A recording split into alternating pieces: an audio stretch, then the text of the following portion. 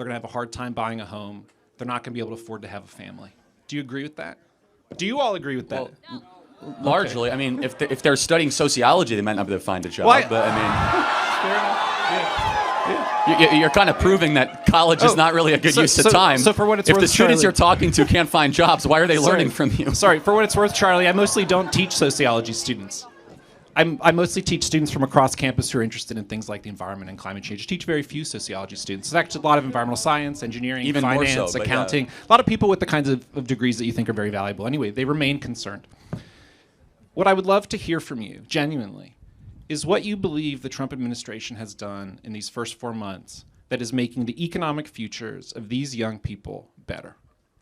Yeah, I mean, look, he's been in office for 80 days, but quite a lot. Number one, the price of oil is already down, so it's easier for everyone here to be able to drive home. The gas is going to be cheaper, which also will lower inflation.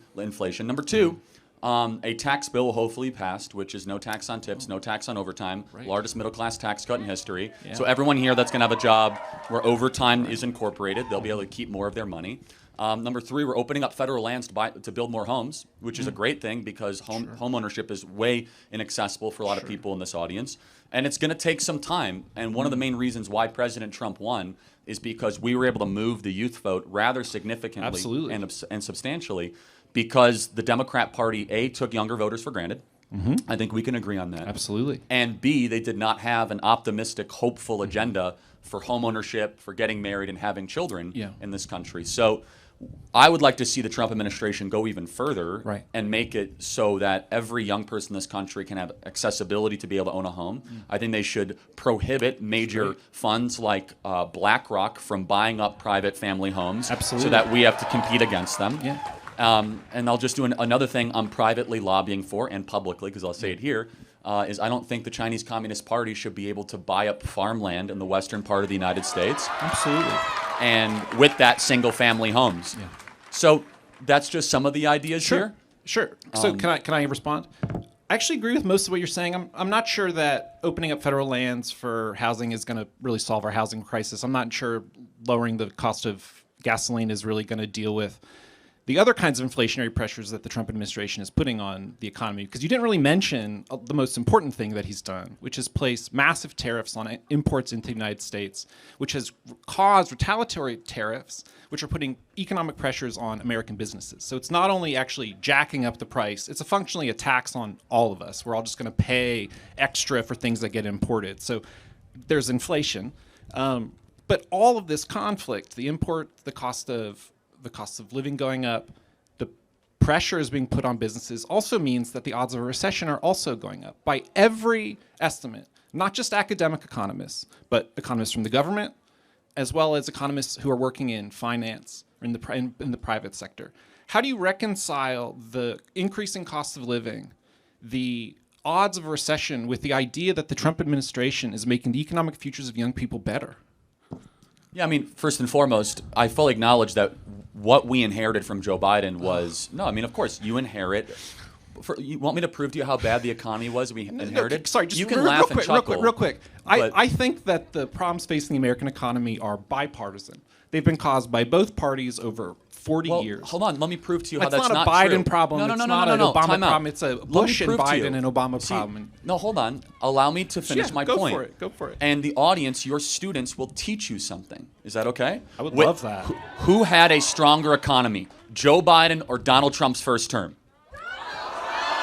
It's not so. So you could say it's a bipartisan problem, but when Donald Trump was president, blue-collar workers and young people saw their incomes rise faster than the 1%. When Joe Biden was president, the wealthy got wealthier than any other time in American history. We saw the 1% explode their asset class, and young people and workers had a tougher time. As far as tariffs go, we're still very, let's just say, new into this rather risky experiment that the American people voted for. It could raise prices, or it could end up being where we strike really good trade deals and we sell more of our own products to these countries. And tariffs are a forcing function to open up markets. But I think it's actually really promising that a president is willing to risk even his own political favorability to do something that every other politician has promised, which is to protect the American worker. I really think that's political courage in spades. And I could address the other points, but if you'd like to interject. You're right. Like it's risky. And I think that's an excellent way to frame it. So I guess my follow-up question is, what's the theory behind how this will work, and how long do we need to wait until we give up on the experiment? Well, first and foremost, we don't know whether, so when you are the incumbent economic player, tariffs can help you. The entire world would love to be a consumer economy. We are a consumer economy. But if you are only a consumer economy, that comes with some problems. We don't make vitamin C in this country. It's all made in China. No, it's a real thing. You literally can't survive without vitamin C. Our antibiotics are made in China. You can laugh all you want. Our pharmaceutical materials, our aluminum, our iron, our rare earth minerals. We can't make a drone without at least half the components or parts made in mainland China. That's a national security problem. Yeah. And so by using prudence, which is, of course, one of the highest of all the virtues, President Trump is able to weigh the costs and the benefits while also asking the most important question. Am I going to be able to have America not be a vassal state to the Chinese Communist Party while also improving the well-being of the people who voted for me, and not just people who voted for me, but every American person, every American citizen? Finally, if tariffs are nothing but downsides, why does China use them? There are some upsides potentially to tariffs, to protect some industries or to incentivize domestic production. Yeah. And finally, I think I want to double down and reiterate this point, which is that the people in this audience that voted for President Trump were trying to send a message to their leaders that you haven't listened to us. The experts have gotten so much wrong. You guys stole prom away from us. You stole graduation away from us. You guys from the COVID lockdowns. And it's time for us to try something new. I'm simply just... That's great. I don't know what that has to do with the question that I asked, which was about the use of tariffs. I don't know what that has to do with prom. Well, hold on. But no. You're redirecting the question. I want to talk to you about the tariffs. Can I tell you what it has to do with tariffs, actually? Because I'll complete the point. Because you have a PhD and I didn't go to college, so let me maybe make sense of it for you, okay? But I was saying, what it has to do with tariffs is that they don't trust what the experts have been saying, because the experts locked down this generation and unnecessarily masked them for 2 years. So when the experts say tariffs don't work, excuse us when we say, actually, you have completely invalidated all of your predictions the last couple of years. Do you see how they connect? Well, I see how that connects to how people think about tariffs. I think that's different than what tariffs actually do. Well, and it's perfectly fine to be frustrated. That's what they do. Now you let me talk. Well, hold on. You let me talk. You keep telling me not to interrupt you. I'm not interrupting you. That's what you think they do. I'm going to add some context to what you're saying. However, we have not yet done an experiment of tariffs as the incumbent economic superpower when we have mass robotics, artificial intelligence, we are energy independent, and our greatest adversary is energy dependent. So you don't know what's going to happen, and the American people voted for the experiment. Well, then let me redirect you back to the question that I asked you and that you didn't answer. So it's an experiment. It's risky. These are your words. These are the words you have used. Yeah. How long do we have to wait? And when do we know that they've worked? Is it 3 years? Is it 4 years? Is it 4 years from now? Prices are still up. Well, prices are not going up. Hiring is going down. No, it's is not going to go down. But it already is, though. You've put a tax. You've increased the cost of something. That's what the tariff does, Charlie. So Doctor, what's your Bugden. name? Buddington? Bugden. Dr. Bugden. How does one avoid a tariff? Do you mean like how do we not impose tariffs intentionally on ourselves? But let's educate the audience. If you're Toyota, how do you avoid a tariff? In the current climate, you would build cars here, which Toyota does. Toyota invests $1 billion a year. Trillions of dollars are coming into the United States thanks to tariffs. Trillions of dollars. NVIDIA pledged $500 billion. Those have nothing to do with the tariffs. Those were pre-existing agreements. Toyota just announced 10 new plants in Indiana and Ohio because of the tariffs. Okay, Hyundai the same. How long do we wait? But how long until they build those plants? Is it next year? Is it 5 years? Is it 6 years? They've announced it. They're going to break ground soon. However, I think the more operative question that you're asking is that if something doesn't work, President Trump will not follow it blindly because he's not an ideologue on this. You can laugh and you can kind of shrug your shoulders. In fact, he's a patriot. Unlike the prior president, he actually cares about the well-being of the American people.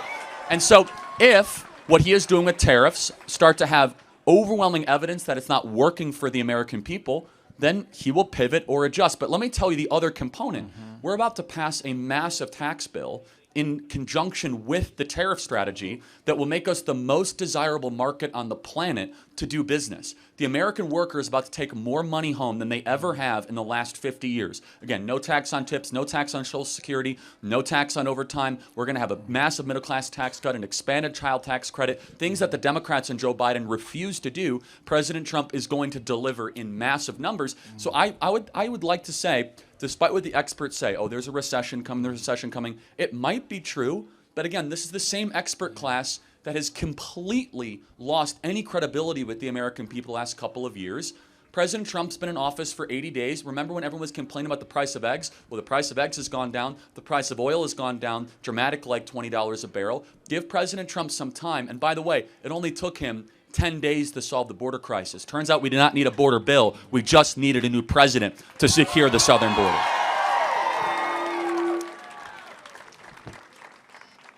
For what it's worth, I haven't had lunch, so I'm going to leave and let the next person talk. Sure. I just want to say, I do want to reiterate my point, and just for you to reflect on and for everyone here to reflect on. It is a risk, and the president has taken an enormous gamble, not with some abstract thing called the economy. It's your future.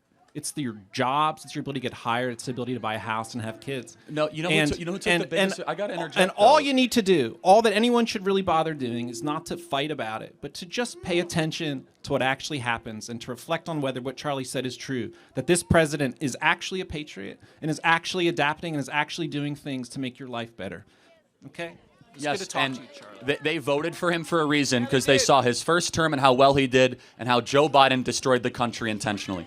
Thank you, doctor, and I wish you well.